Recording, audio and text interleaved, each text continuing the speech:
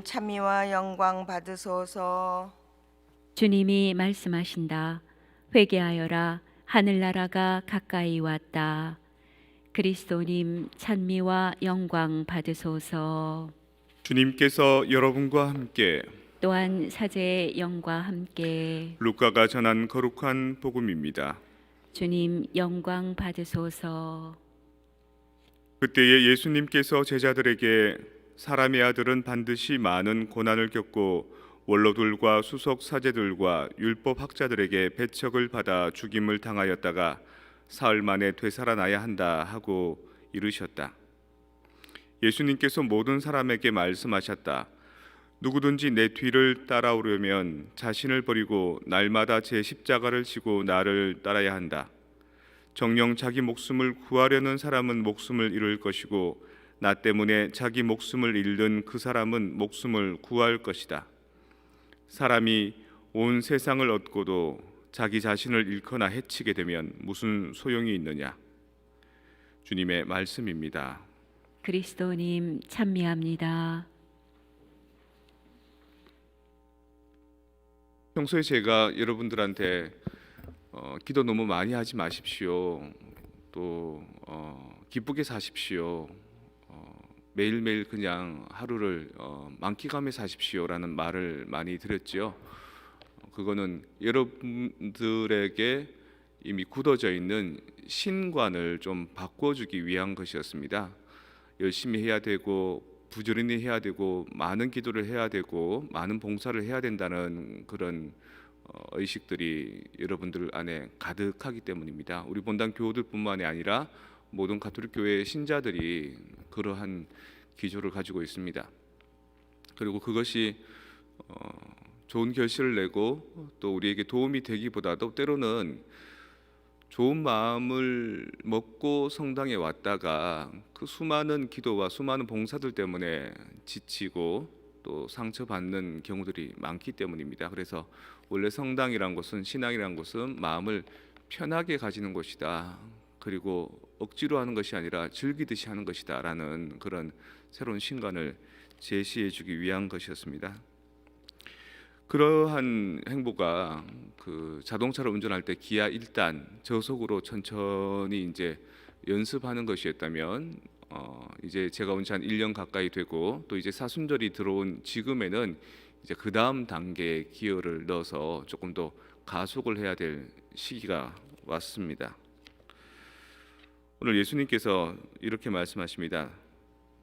누구든지 내 뒤를 따라오려면 자신을 버리고 날마다 제 십자가를 지고 나를 따라야 한다.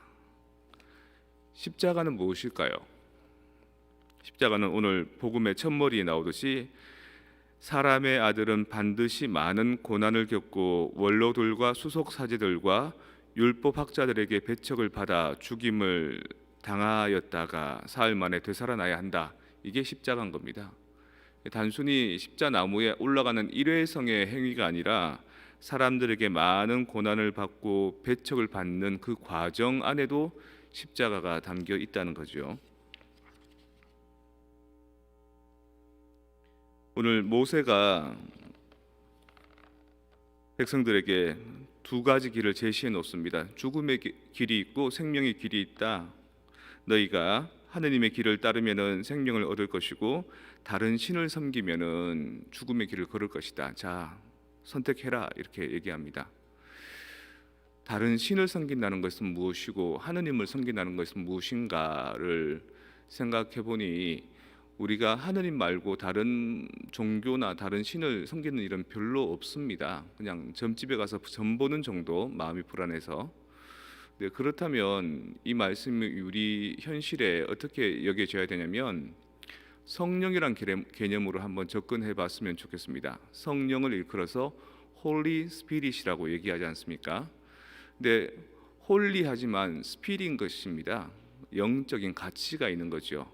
근데 우리 안에도 홀리한 가치가, 영적인 가치가 있는가 하면 반대의 가치가 있습니다. 그래서 흔히 야시오 영성에서는 선한 신의 영역과 악한 신의 영역이 있다 이렇게 말을 하는 겁니다. 동양적인 사상으로 얘기하면 바를 양자, 바른 마음가짐과 바라지 못한 마음가짐이 있다는 거죠. 이것에서 너희가 하느님의 길을 선택할 것이냐, 아니면 하느님 아닌 다른 신을 선택할 것이냐. 신이라는 게 사실은 귀신을 얘기하거든요. 눈에 보이지 않는 것을 이제 신이라고 그러는데, 눈에 보이지 않는 마음의 영역 중에 하느님과 반대되는 영역을 선택할 것이냐, 아니면 하느님의 영역, 하느님께서 주신 올바른 양심의 영역을 할 것이냐라고 묻는 겁니다. 살아온 삶을 보면 항상 선택의 기로에서 우리는 실수를 하게 됩니다. 판단, 착오를 하게 되고요. 때로는 무엇이 옳은지 뻔히 알면서도 내 입에 당기는 것, 내 몸이 당기는 것을 선택하다 보면, 내 욕구대로 살다 보면 진리에 멀어지기도 하고요. 이럴 때 우리를 단련시켜 주는 것이 무엇이냐? 이럴 때 우리를 조금 더 고양시켜 주는 것이 무엇이냐? 자기 십자가를 지고 매일매일 걷는 겁니다. 자기 십자가를 지고 걷는다는 것은 단순히 예수님처럼 희생당하고 모욕당하고만이 아니라, 우리가 하루 살아가는 일상의 삶에서 우리의 시간들을 거룩하게 만들어가는 것이 자기의 십자가를 지고 걷는 겁니다. 흔히 수도자들이나 성직자들이 아침 일어나서 성물일도를 바치고, 아침에 또 낮에 바치고, 저녁에 바치고, 자기 전에 바치고, 중간중간 바치면서 전체적인 일을 거룩하게 만들어 가려고 하는 그 시도, 그렇게 하면서도 오히려 바른 양심을 살기에는 조금 부족함이 많은데, 우리 또한 그런 하루 일과 전체를 거룩하게 만들어가는 노력, 그 노력의 방법론 중에 하나가 여러분들이 하고 있는 묵주기도인 겁니다. 묵주기도는 사실 성모님께 은총이 가득하시라고 성모님을 찬양해 드리는 거고요.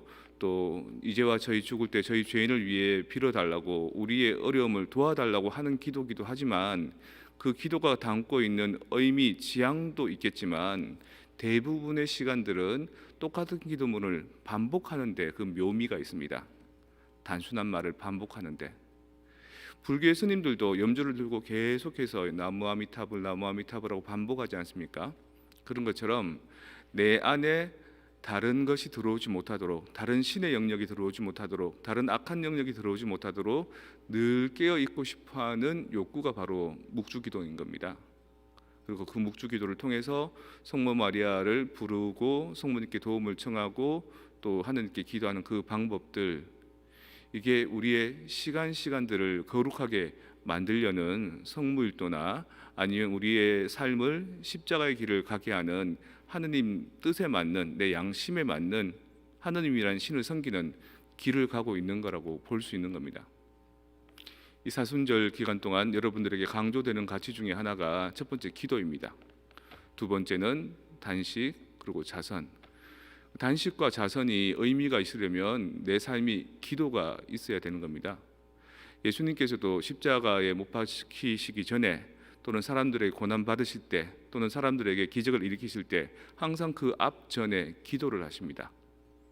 따로 자신의 고유한 시간을 가지고 육신도 쉼과 함께 영혼도 쉬어서 충분히 다른 사람들의 부족함들을 내가 받아들여 줄 수 있는 이 여지들을 만들어 가는 거죠. 그리고 사람들을 통해서 이만큼 쓰레기가 차 있으면 또 비워내는 그런 어떤 정화를 하시는 게 바로 기도인 겁니다. 여러분, 기도하십시오. 그리고 여러분이 더 다른 기도를 하려고 하지 말고 지금 하고 있는 기도를 조금 더 의미를 부여하십시오. 지금 하고 있는 묵주기도를 그냥 묵주기도가 아니라 내가 바로 예수 그리스도의 십자가를 따르는 길이다라고 생각하고 기도하십시오. 누구든지 내 뒤를 따라오려면 자신을 버리고 날마다 제 십자가를 지고 따라야 한다라는 이 말씀처럼, 여러분 안에서 따르고 싶은 악신의 영역이 아니라, 다른 것에 대한 관심이 아니라 하느님께 기울고 싶어하는 그 방법으로 계속 기도하실 때 여러분들은 십자가를 지는 삶을 사실 수 있는 겁니다. 사순절 시간 동안 여러분들의 하느님 사랑과 함께 여러분들 자신에 대한 인식, 그리고 그 모든 것이 조금 더 성숙되어서 부활 때는 예수님만 부활한 게 아니라 여러분도 부활될 수 있도록 오늘부터 다 함께 출발해 보도록 합시다.